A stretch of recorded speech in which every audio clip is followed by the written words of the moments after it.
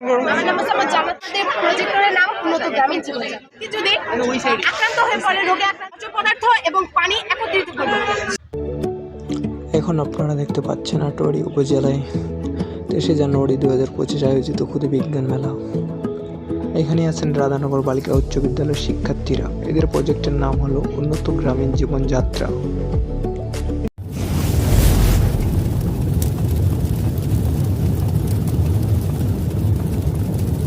আমার নাম মোসাম্মদ জান্নাতুল, আমি রাধানগর বালিকা উচ্চ বিদ্যালয় থেকে এসেছি। আজকে আমাদের প্রজেক্টরের নাম উন্নত গ্রামীণ জীবনযাত্রা। তো প্রথমে আমরা রাস্তার পাশে কয়েকটি ডাস্টবিন সংরক্ষণ করেছি। এই ডাস্টবিনের মধ্যে অপচনশীল পদার্থ, পচনশীল পদার্থ এবং কাঠ একত্রিত করেছি। এখান থেকে আমরা পচনশীল পদার্থগুলোকে এখানে এই কন্টেনারে রাখার ফলে এখান থেকে অ্যামোনিয়াম কার্বন ডাইঅক্সাইড উৎপন্ন হবে। যখন অ্যামোনিয়াম কার্বন ডাইঅক্সাইড আমরা এই পাইপের মাধ্যমে জ্বালাবো, তখন সেটিকে গ্যাসীয় কার্বন ডাইঅক্সাইডটি কঠিনে পরিণত হবে। তখন সেটিকে আমরা কার্বন ডাইঅক্সাইডটিকে এখানে সংরক্ষণ করবো এবং অ্যামোনিয়ামটাকে এখানে সংরক্ষণ করবো।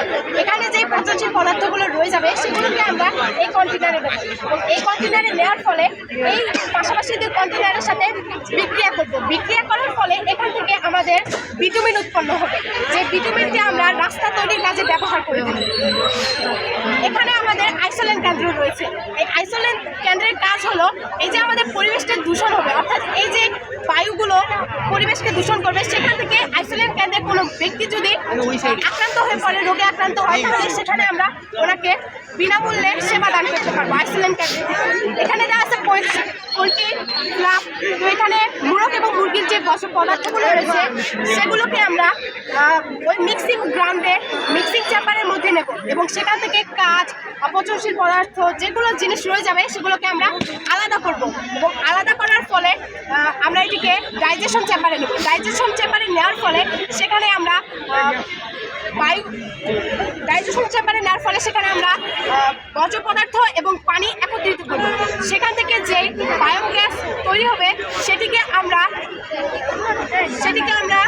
একটি পাইপের মাধ্যমে, সিডিসি পাইপের মাধ্যমে বাসাবাড়িতে সরবরাহ করতে পারবো। অর্থাৎ আমরা রান্নার কাজে যে গ্যাস ব্যবহার করে থাকি এবং বিদ্যুৎ তৈরিতে যে গ্যাস ব্যবহার করি।